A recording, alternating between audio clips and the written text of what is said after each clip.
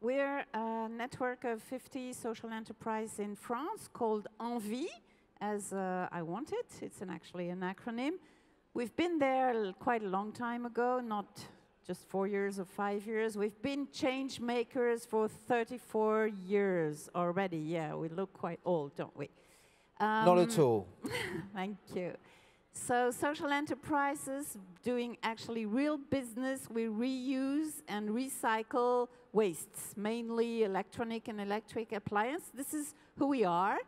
And we sell these renovated or reused appliances to people who can't afford mass consumption.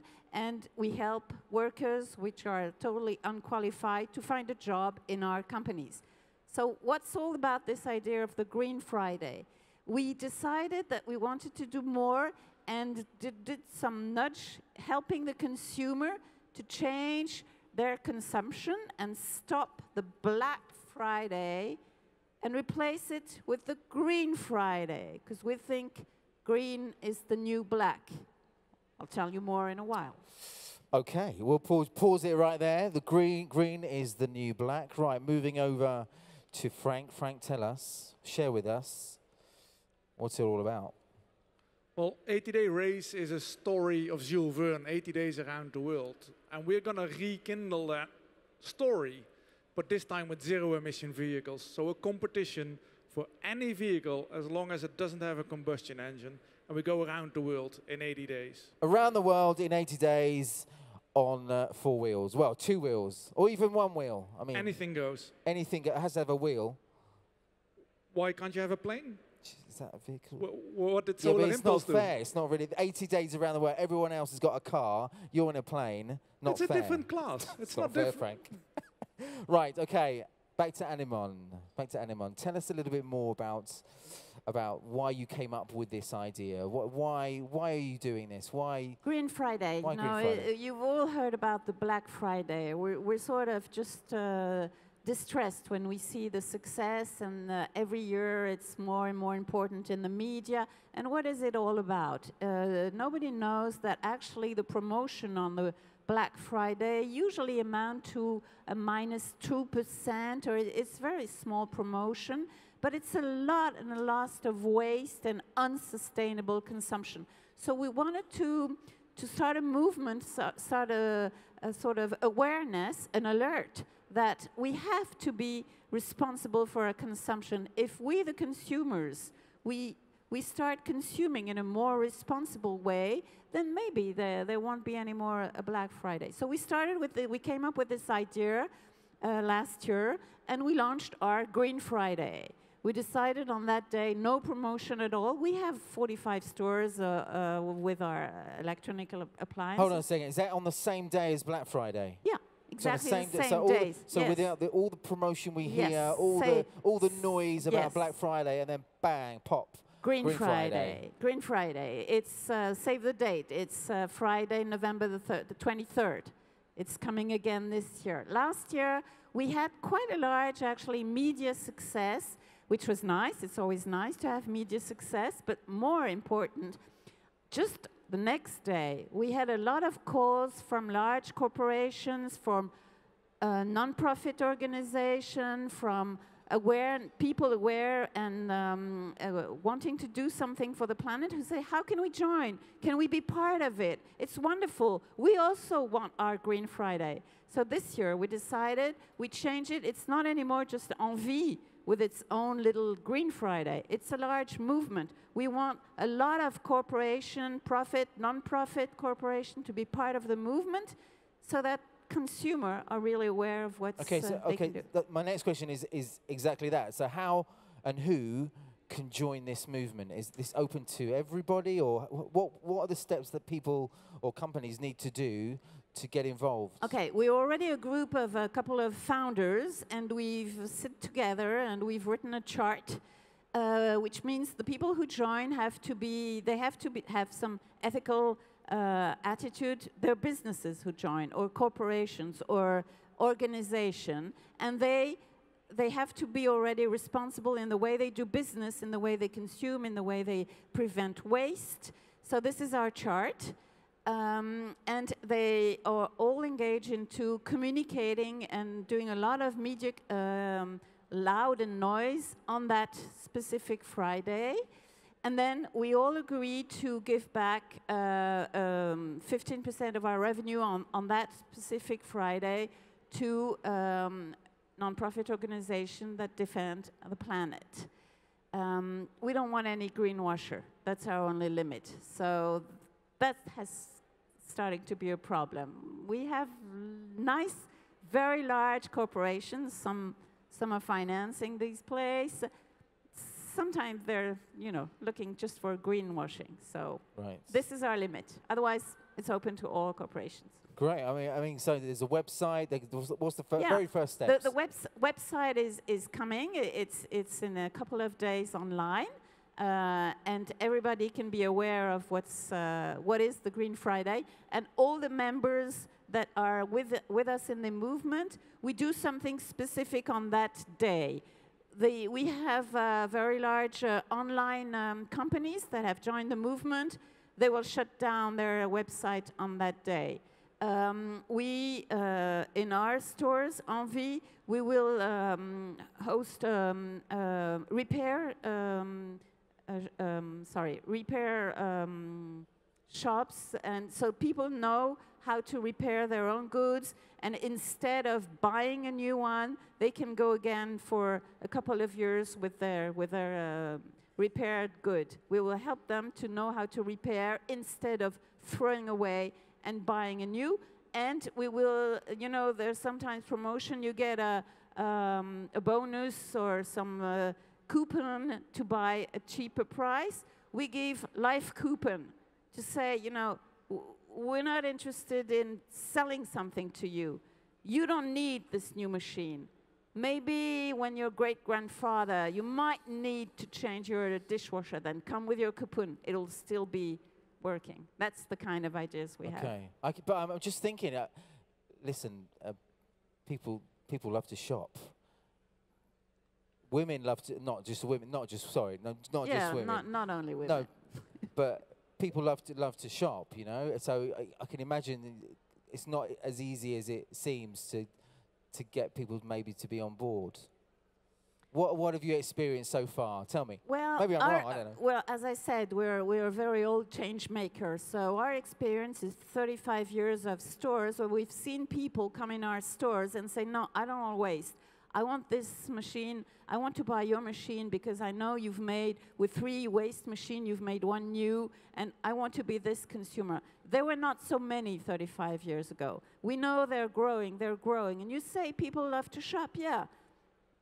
They also love to walk in the forest and to dance at a street cross.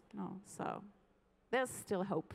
Okay, right. So we're going to move across now and onto an adventure. Really, it's a massive, enormous, inspiring adventure that I'm sure everybody wouldn't. Who would love? And if you had the time and you could afford it, love to go on an 80-day race in a vehicle around the world. I would. Wouldn't we all? We would all love to do that. How did you come up with this idea? We could all say it, but you're actually doing it. Well, the plan is actually in motion. Right. Well, actually, my wife and I, or my girlfriend and I, we were organizing rallies for charity. Sorry, my wife and I, or my girlfriend, is that the same person? Well, most people, if they've got a wife, they call it a wife, call her a wife. Most people who have a girlfriend call it a girlfriend. I just have to clear that up, my friend. I'm Dutch, so marrying is not something we do. But it is the same person. It's the same person, okay, yes. Carry on. So we both set up and organized the rallies for charities. Waste cooking oil rallies. So you would drive on the waste of restaurants from Rotterdam to Rome. And it was real fun. And it really gave a little nudge to people that waste can be very valuable. You shouldn't throw it away. So people were actually scooping waste cooking oil from the McDonald's bin, filter it, and drive to Rome. No, really? Yes. It was called Wonders of Waste. Look it up on YouTube. Wonders of Waste. So we've been in this idea that giving people a small nudge to look different at what we currently expect, to change the default, as has been said earlier, helps people think differently. And once we were doing that, it was getting a bit out of hand. I actually had one person working for me, and it was a hobby. So I was paying someone to run my hobby, which is a bad business plan. There was no business plan, but it was so exciting that we decided to take it one step further and take the classic story of 80 days around the world that takes mobility at a tipping point from horse and carriage and sailboats to fossil fuel-based mobility. And we're now at a new tipping point, so we need to show again what's possible and relive the adventure. Right, okay, how does it, we want to know how this works. So who is this open to? Can any of us here join in? Why not? What's the score? It's actually one of the directors of the race, of 80-day race, is the former director of the Paris-Dakar, which you wouldn't associate with clean or eco-friendly. But this person, Hubert Auriol, was about the adventure, not about the combustion engine or the pollution, but that was the adventure of the 80s. And he really understands and believes that the adventure of this century is about sustainability. And he has this nice phrase that says, the race is open for amateurs, but professionals are welcome.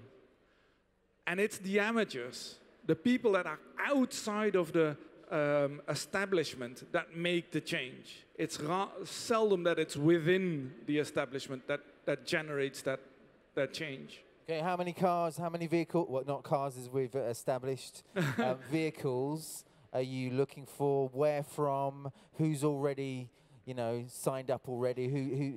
Who has already shown interest? We have a maximum of 40 teams for the logistics. It's the maximum that we can actually handle. There's a team from Bangladesh that's converting an old Suzuki Jimny to an electric vehicle, and they currently have it running on lead-acid batteries and a washing machine motor. That's their plan. They want to participate. But if you go back to the beginning of the 20th century, the whole idea about pushing technology is taking the unlikely elements and ingredients and try to do something. And that's what this Bangladesh team is doing.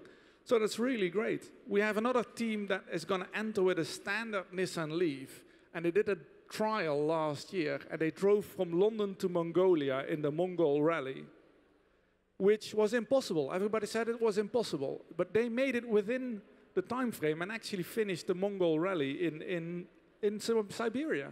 So, okay, so this is a race, though. It is actually a race. There are winners. Yes. Although I do get the impression it's all about naturally taking part and joining the adventure. The main thing is, it is an adventure, but competition always drives innovation. That's always been the case. But we have very simple rules to make it a viable solution for any amateur. It is within the law. There will be trackers on the cars. If you go over the speed limit, you get 6 hours penalty. If you do it twice, you're out of the race. Quite simple. But that means that it's not about the speed. It's about the strategy, about the planning, about the ideas behind it. Are you going? I can't organize a competition. Have you got a car? Have you got a vehicle with your girlfriend or wife? Or both. Or both. I can't participate in a competition and try to win it. It would be a bit okay, awkward. Anémone, what do you say? Too bad. I would have chosen the competition. Maybe me and you could do it, perhaps. No, you're my boyfriend and my husband there. For the race. Just for the race. I think we'll move on swiftly. Right, so so tell us a little bit more about, in general, electric vehicles, how you see the future of electric vehicles as a whole. Well, nudging for buying a car is something that's really difficult. It's one of those 5% decisions. It's something you pay attention to. You don't buy a vehicle on an automatic pilot. So the best thing we can do is change the idea of what the default is that I'm going to buy. And the best way to achieve that is to create dreams and fans. And what we want to do is, when I was a kid, I saw the Dakar. I was 12 years old, I saw the Dakar, and I thought, that's what I want to do, that's what I want to have. So I went to my dad and said, you see that Range Rover? That's the car we should have. And that's a real powerful incentive to start talking to your parents saying, that is what we should have. And I think that if we can start to create those dreams for children, and the default is the electric vehicle, that we're going to change part of the behavior that 70% hopefully chooses instead of 7%. Okay, let's move on maybe to it's a question I asked before in the last session as well. I'll do the same thing right now about the challenges and the hurdles, the main hurdles you've already had to get over to get where you are right now. So in terms of Green Day, what are the kind of main challenges you've come across or that you've seen?